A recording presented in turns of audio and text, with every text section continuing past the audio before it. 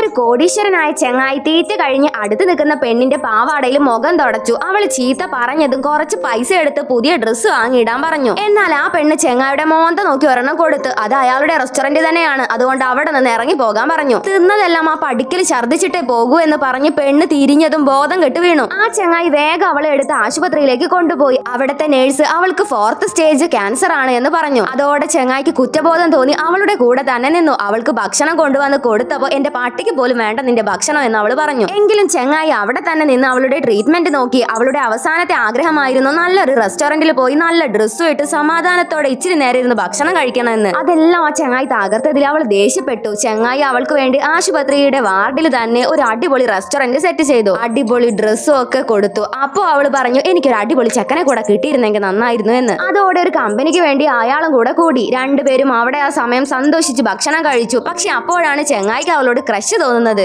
അവൾക്കും ചെങ്ങായിയോട് ക്രഷ് തോന്നി. പക്ഷെ എന്ത് ചെയ്യാൻ, അവൾക്ക് ഇനി സമയമില്ലായിരുന്നു. കുറച്ച് ദിവസങ്ങൾ കടന്നുപോയി. ചെങ്ങായിക്ക് അവളെ മറക്കാൻ കഴിയാതെ ആശുപത്രിയിലേക്ക് തന്നെ തിരിച്ചു വന്നു. പക്ഷെ അവൾക്ക് 3 ദിവസം മാത്രമേ ഇനി ബാക്കിയുള്ളൂ. ചെങ്ങായി വേഗം പുറത്തേക്ക് ഓടിപ്പോയി ഡോക്ടറോട് എന്ത് വില കൊടുത്തും അവളെ രക്ഷിക്കണമെന്ന് പറഞ്ഞു. അയാളുടെ കോടികളുടെ ആസ്തികൾ വരെ എടുത്തോളൂ, ഒരു കുഴപ്പമില്ല എന്ന് പറഞ്ഞു. അങ്ങനെ അവളെ പാരീസിലേക്ക് കൊണ്ടുപോയി ട്രീറ്റ്മെന്റ് നടത്തി പഴയതുപോലെ ജീവിതത്തിലേക്ക് തിരിച്ചു കൊണ്ടുവന്നു. അന്ന് അവളുടെ 4ാമത്തെ ദിവസമായിരുന്നു. ചെങ്ങായിയുടെ കൂടെ അയാളുടെ റെസ്റ്റോറന്റിൽ പോയിരുന്ന് ഭക്ഷണം കഴിക്കണമെന്ന് അവൾ പറഞ്ഞു. അയാൾക്ക് അയാളുടെ റെസ്റ്റോറന്റ് നഷ്ടപ്പെട്ടു. എന്നാലോ നല്ല പെണ്ണിനെ കിട്ടിയല്ലോ.